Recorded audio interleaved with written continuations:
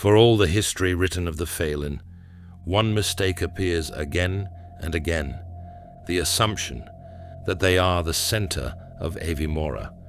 They are not. They were first to unify beneath light, first to stand against the Noctera, first to shape civilization at scale.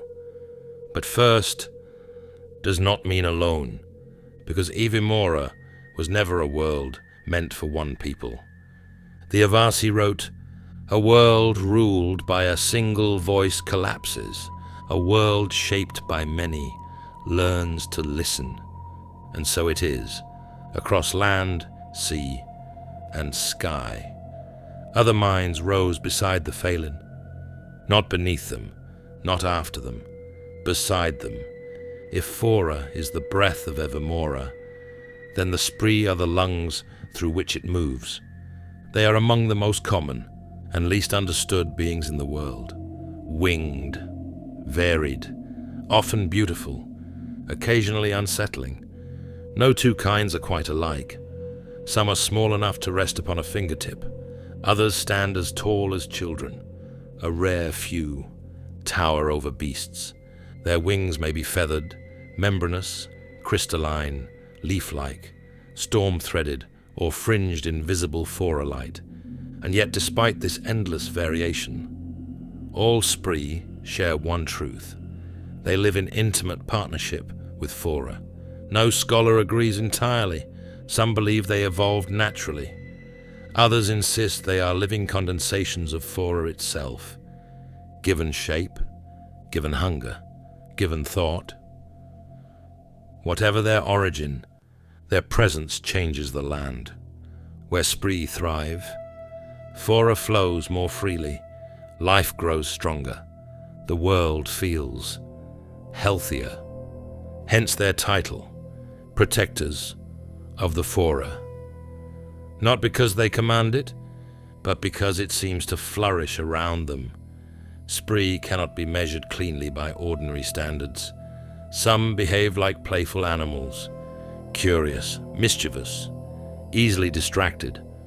Others demonstrate startling intelligence, complex colonies, shared harmonic language, living crystal archives, tool use, trade behavior, pattern memory, and a rare few ancient solitary Spri seem to observe the world, as if performing a duty no one else remembers. One Avasi naturalist wrote, "When a Spri looks at you, it is not asking who you are. It is asking whether you belong." Though they eat, though they drink, Spri require something more. Phora, not as fuel, as function. Without access to sufficient Phora, they collapse, predictably. Agitation, cognitive stress, fragmentation of thought, violent aggression, petrification. Their bodies harden, turning slowly into wood-like husks, frozen mid-decay. To witness it is considered horrific. Among the Faelin, intentional Phora deprivation of a Spri is treated as spiritual cruelty. With endless variation, no catalogue of Spri has ever remained complete. Known forms include meadow Spri, wood Spri, water Spri, desert Spri, wind Spri, fire Spri, mountain Spri, riven Spri, shadow Spri, and likely hundreds more. The common warning among scholars remains: assume nothing about a Spri simply because it resembles another. If the Spri belong to the Phora, then the skylyren belong to the wind, restless, radiant, and almost pathologically curious. The skylyren are among the most beloved and least predictable peoples of EVIMORA, small in stature, rarely taller than a young Faelin. They move like living color. Their wings shimmer like fractured glass. Their pearlescent skin shifts subtly in hue, like oil upon water, and their silver eyes miss very little. Unlike landbound peoples, The Skylyran claim no home on land. Their true homes sit above the world. The Sky Reaches, the tallest and most ancient Gargona trees and massive mountain cliff edges on EVIMORA. There, entire communities live among the clouds, their dwellings woven from skyglass fibers, hardened cloud moss, drifting crystal fragments. Stillness does not suit them. It never has. Second only to the Spri in frequency of encounter. Skylyran appear wherever people gather: markets, ether towers, festivals, roadside camps, usually with something to sell, usually something strange. Their wares may include rare condensed Phora crystals, seeds from distant biomes, ancient relic fragments, newly mapped ether routes, information sold as carefully as treasure. A Skylyran merchant may arrive from lands no one has seen in generations, and leave before questions finish being asked. No people understand the sky better than the Skylyran. They read ether currents instinctively, feel atmospheric shifts before storms form, sense route changes long before watchers detect them. To follow one through the skyways is to travel safely.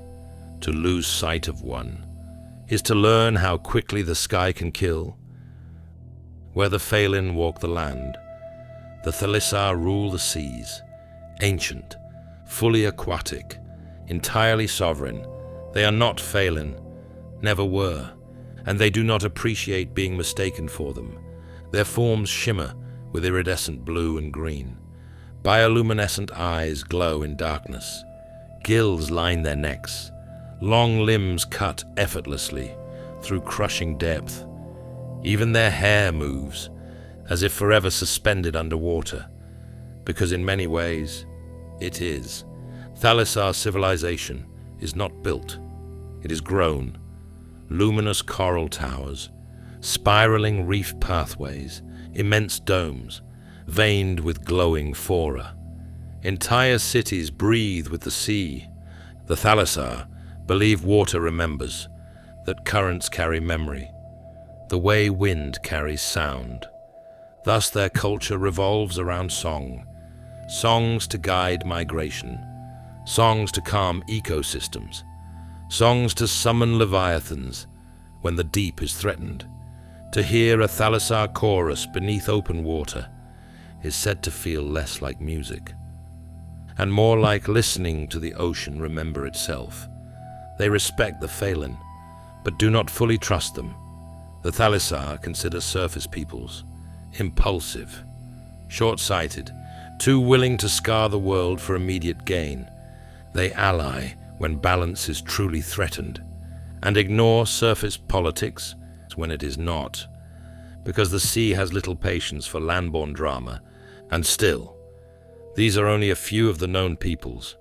There are others, and some that are so rare, no one is sure of what they even look like, or so the records insist. Things glimpsed once and never again.